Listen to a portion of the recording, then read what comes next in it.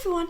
So this week I'm going to show you how to make a chutney, and I always do a chutney for Christmas to give to relatives and friends, and to be honest I don't really go shopping leading up to Christmas for gifts at all. I'm quite a homely person. I'd much rather be in my kitchen just pottering around wearing Christmas jumpers like I did yesterday because it's a Christmas theme. I had quite a lot of fun doing that actually, and I get to hang around with my dog as well. So I just love putting love into my gifts, and the reason I'm showing you how to do it now is because it gives it time to mature. Usually a good chutney matures over 6 months.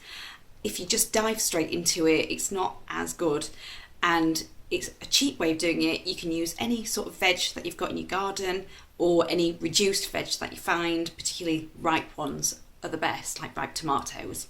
And all year round, I just save back any glass jars with really good lids. And it's really important you sterilise your glass jars, particularly if you are making them well in advance, because you don't want them to spoil, and you won't know until you actually open them and then broke the seal. So I hope this tutorial is going to be really useful, and I'm going to show you my absolute favourite all-time secret Christmas chutney recipe that I give to my relatives every year. So enjoy! Oh yeah, it's happening. Now firstly, you'll need a very large pan, and I'm using my kitchen craft gem pan because it's the biggest one I've got, and you'll need a lid for it too. Then in a large bowl, weigh out 900 grams of very ripe tomatoes, and we're going to skin them by pouring boiling water over them and leave them for 5 to 10 minutes so they'll be really easy to peel off. And now we're waiting, here's where my onion goggles are really valuable, because we're going to peel and dice 700 grams of onions, and it could get really teary. And then chuck them in the gem pan, and let's head off to the tomatoes. If the water's too hot, pour some cold water in there and peel and discard the skins. And then you'll need to dice them and pour them in the pan too. And now weigh out about 900 grams of whatever veg you'd like to cook. Yeah, more or less. So here's me using 1 red, green and yellow pepper, and I de-seeded and diced them. I also used a really large courgette straight from my garden and just diced them as well. And here's a reconstruction of me picking one of my courgettes. Wow. Size of my head. Hello, Santa! Can you send me a better camera for Christmas, please? Okay, thanks, bye! He said no. And then this is completely optional, but I also picked 2 green chilies and de-seeded and finely chopped them. Now I'm getting it. This is so I don't have a spicy eye accident. And then add all the veg you're using, and then mince 4 fat cloves of garlic straight into the pan.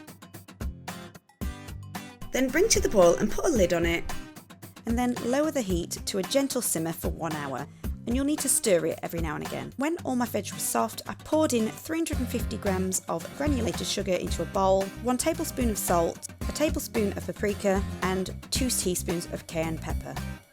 Then in a pestle and mortar, I crushed 1 tablespoon of coriander seeds, and it adds a really beautiful fragrant sweet taste. And transfer all of those ingredients into the gem pan. And finally pour in 300 ml of white wine vinegar.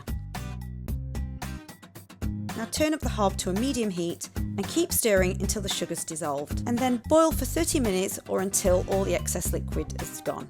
This is where you'll need to keep a close eye on it to prevent catching your chutney at the bottom of the pan. You don't want to burn it. Once you've got the perfect consistency, ladle into hot sterilised jars. I'll leave a video tutorial in a link at the bottom of this video. And then add wax disc to prevent from spoiling. And screw the lids on nice and tight. Now store in a shady cool place to mature while it leads up to Christmas. And then just label and cover them with pretty decorative tops. I used my new sealing and labelling set by Tala, and now they're really pretty to give as a present. So from now on, although I'm going to do healthy recipes as well, I'm pretty much going to do a Christmas countdown, because this is what I do all the time. Christmas cakes, presentations, and that's another thing I know people struggle with, which I did before, is to present your hampers beautifully. So let me know if there's any other tutorial videos that you would really appreciate in the comments below, and I will do my best, and hopefully it will be a frugal but really cool Christmas for you, because I hate rushing around and leaving this till last minute. So that's why I do it now. And as usual, if you like this kind of video and you want to see more, give it a like and subscribe, and I'll see you in my next one. Thanks for watching. Bye. Did it get you?